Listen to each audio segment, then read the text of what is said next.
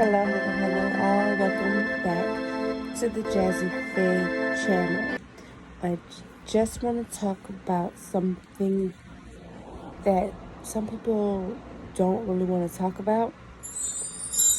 And in my case, it's a form of PTSD. If you don't know what that PTSD is, it's post-traumatic stress disorder. So I joined the military at 18. I got to my duty station the following year in February. I left for the military right after graduation. Well, not right after, but like a few months after. I graduated in June, and November 3rd, I was in boot camp. Lucky for me, I decided to go to the military during the winter time. And they give you 2 weeks off of basic training to go home for Christmas because everybody's off for Christmas. So I did get to go see my mom and family in the middle of basic training. The only hard thing about that is when you first go to basic training, you're fine. You know what I'm saying? You said your goodbyes to your family, so you're good. And you've been gone for a while, so it doesn't really bother you as much. But it's different when you go home for those 2 weeks and then you have to leave them all over again. It's very hard. But so I got to my duty station. I was only 19. I turned 19 in basic training. So I was only 19. By the way, I did turn 21 while I was in the service, but that's the point. So I was only 19.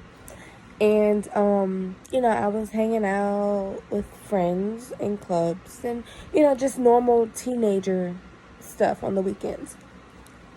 So while I was in the military and I was at a club, there was a bike club there. Well, a car club, actually. And one of the guys, we became like friends. We would hang out, stuff like that. He was an E7. I was on one end of the base in my unit, and his unit was way on the other end. So, one night, I went to his house, whatever, and I was hanging out with him. It was getting late. I got really tired.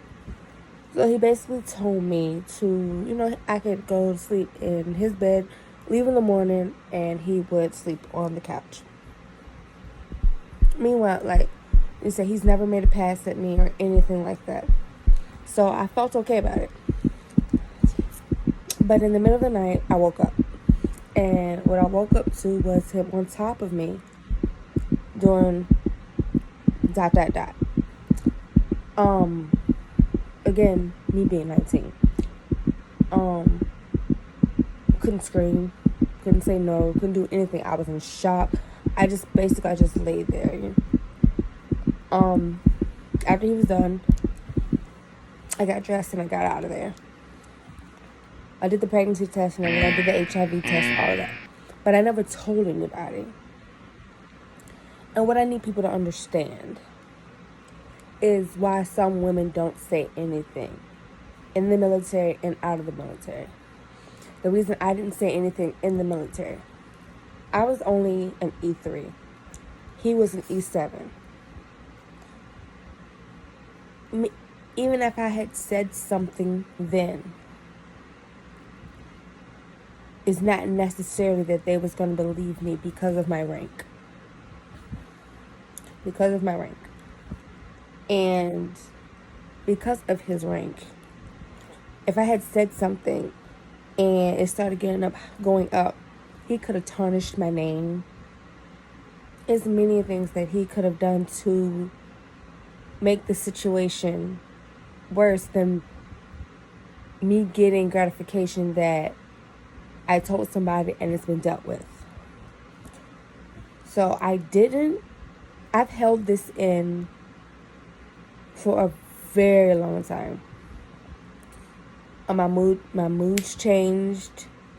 Just a lot of stuff changed.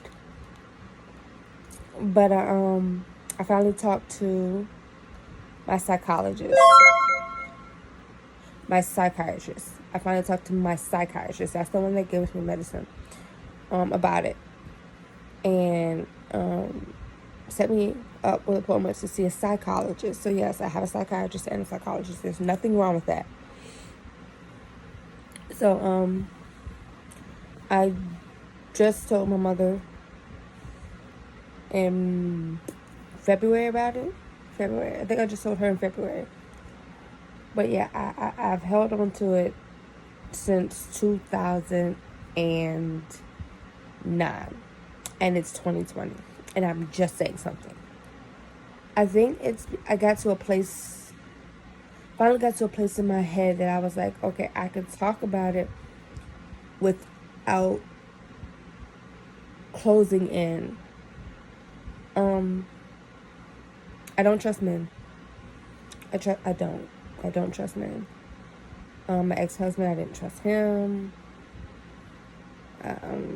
I just don't. I don't trust men. It's very hard for me to trust men.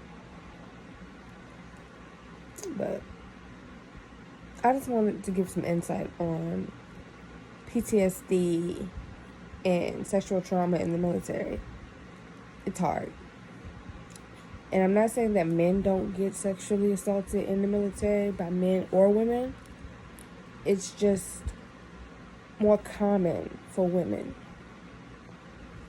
to be sexually assaulted. So again, I was 19, I am 30 now, and I've been dealing with it, keeping it to myself for that long. I've tried committing suicide multiple times. I'm not gonna lie about that. I've been in the hospital for trying to commit suicide. My go-to has always been pills.